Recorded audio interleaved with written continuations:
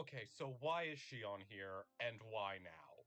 It's hard to tell how much time it takes for the main story of KH2 to finish, but it is certainly not the several months it normally takes Shion to start catching on that she has a connection to Castle Oblivion.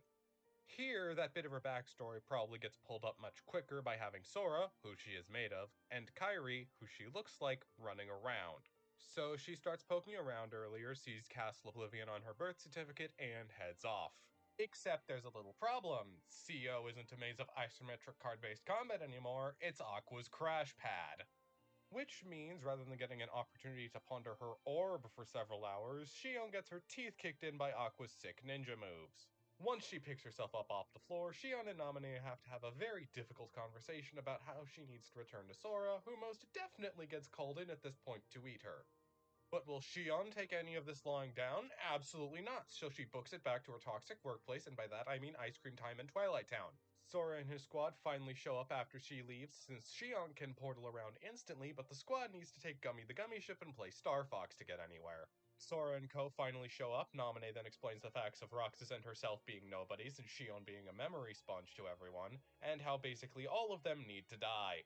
Additionally, since Naminé has now had some alone time with Ven, and Sora is in the room, Ven has probably woken up without any power of waking nonsense, since we have two perfectly good Keyblade Masters who probably know it already, or some other way of taking Ven's heart out of Sora and putting it back where it belongs.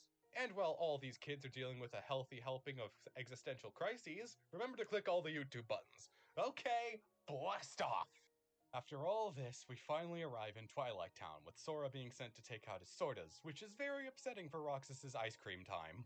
Now, unlike in regular KH2, Sora and company haven't had their levels reset since the end of Kingdom Hearts 1, while Roxas and Shion have only just been born, so unless Axel is substantially stronger when not dealing with card-based combat, this fight is a curb stomp. But I have to believe Sora is way too empathetic to just unalive two perfectly happy siblings?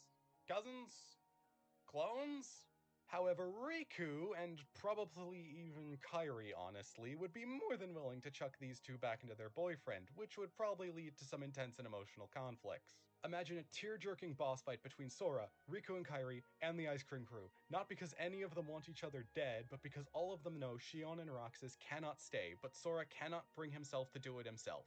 As for the outcome of this fight, Roxas is, well, Roxas, and Axel has a head start in his combat training, so Shion probably falls first, then Axel bails Roxas out in the confusion. Shion is absorbed by either Sora or Roxas, it really doesn't matter either way, because Roxas gets very mad and manifests a second Keyblade, and to fight back, I feel like now is a very good time to give Sora Master Form. Like Valor, this is also missing a second Keyblade, but since the balance of physical and magic is kinda Master Form's thing, that hand can just sort of be floating around and casting spells now. As a side note, the exact specifics of the Keyblades in the Sora Wi-Fi network is a bit unclear. According to one of the Ultimanias, by Kingdom Hearts 2, Sora can only pull from his Keyblade and Ven's, implying that Roxas and Shion borrowed those while Sora and Ven were in their comas in Castle Oblivion and do not have their own at this point. But then during Chain of Memories, Sora still has his Keyblade, and at the same time in Days, Roxas and Shion have theirs. And what about Vanitas? He has his own Keyblade long before Sora did, and he's in this whole mess too. And to top it all off, in the graveyard fights in KH3, Sora, Shion, Ventus, Vanitas, and a dual-wielding Roxas can all be conscious at once for a total of 6 Keyblades. So I don't really know what's up with the Keyblade count here, so I'm mostly just going off of vibes. After that headache, the new midpoint of KH2 is over, and our crew goes on to the second set of Disney Worlds, which is much smaller even than KH2's lineup. The required plot beats, it's mostly just the Zoldan fight and any of the Days bosses that were moved to later in the game, like probably Ruler of the Skies. But, since we have the time, why not throw more organization fights at these poor kids? Luxord tends to show up in Wonderland during Days, so we can fight him there instead of the world that never was. Since we skipped over the Hollow Bastion trip, we missed a Demyx fight, so we can put him at Neverland, and Axel gets a fight in Agrabah, which are pretty good matches on an elemental basis, but not in actual Days continuity, since we never directly see Demyx in Neverland. But we never know what he does on his missions, so who knows? This would leave the endgame boss gauntlet the same, minus Luxord, who is honestly just sort of there in the original KH2. There's no good reason to move these boss fights, but otherwise it just defaults to a boss rush that's twice as long as the original games, and I don't think anyone wants that. As for that boss rush, the endgame of KH2 is largely the same outside from most of the reveals, since those all happened earlier. Oh, and also Ansem, who probably doesn't have his Kingdom Hearts vacuum machine ready this early, but killing Xemnas will solve the moon problem anyway, so it's no big deal. Roxas is easier since he's in the real world, so you get party members for the fight, though I am in love with the idea of Sora and Xion trying to calm down a crazed Roxas in the Dive to the Heart. I'm gonna put that down as a potential phase 2. And here, finally, Sora can dual wield by unlocking Final Form, which means we end KH2 exactly where it normally ends, only several months earlier, returning this to some sense of normalcy. Well, except for Coded, which can't happen without Naminé getting at Gemini's journal, and she couldn't have due to Aqua's speedrunning Chain of Memories. And I'm sure we can all agree that this was a net good. Mickey still sends Sora that letter though, since Xehanort's recompletion does not care about the existence of questionably written mobile side games. This takes us to Dream Drop Distance and the Mark of Mastery, which still takes place in the Sleeping Worlds and does still have an emphasis on gaining the power of waking. While Ventus and Aqua don't need saving anymore, other people do still need help. Terra is still under the influence of a very bald man, while Roxas, Xion, and Naminé are stuck in Sora and Kairi. And I am just now realizing I did not mention Kairi assimilating Naminé earlier. Oops. Well, in normal KH2, she literally just disappears during a cutscene while standing next to Kairi, so something probably similar happens at the midpoint of the new KH2. Unfortunately for the Kairi stands, however, she is probably still not playable in Dream Drop.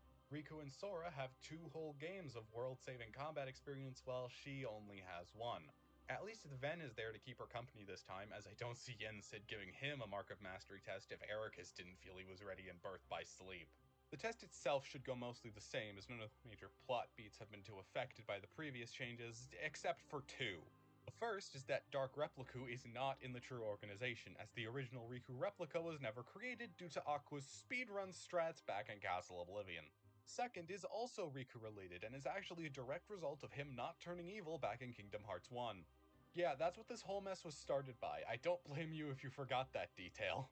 Without all the darkness resistance he builds up from being evil and feeling very sorry about it in the first several games in the timeline, he's now a viable target for the organization to mess with.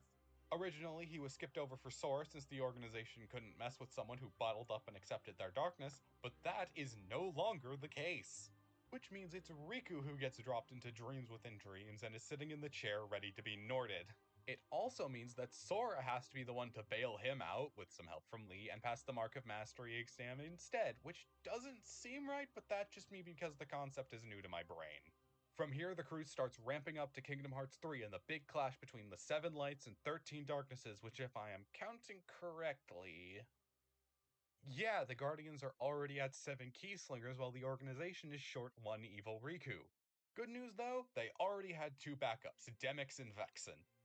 Vexen is more important to the organization's plans in Kingdom Hearts 3 with his replicas, and he needs to die anyway, so Evan could be recompleted again, so he could just take Evil Riku's place.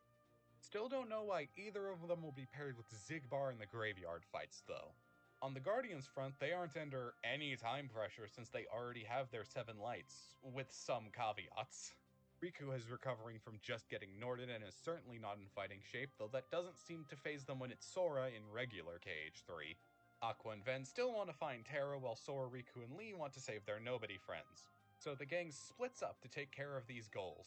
Aqua and Ven go hunting for Terra, Lee either goes with them or trains with Merlin in the Hyperbolic Time Forest since he needs training in the art of Blunt Ki.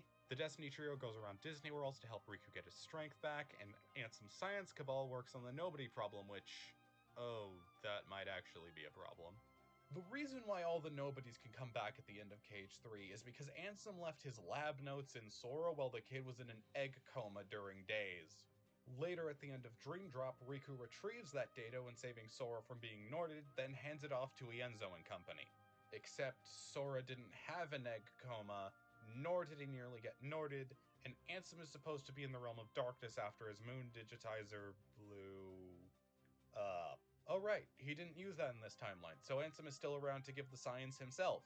Now that I've talked myself in circles, we arrive at the Keyblade War where we normally do. Everyone dies, Sora abuses his protagonist privileges multiple times to save them, Xehanort opens Kingdom Hearts, kills Kairi, etc., etc. Sora saves Kairi, gets robbed at gunpoint, and then is sent to Final Fantasy Versus 13 for the next game. And I'm sure from here the rest of the series will go the same as the canon timeline, right? Well, without KH4 or Missing Link in my hands, I have no way to tell. Until hopefully long before then, goodbye.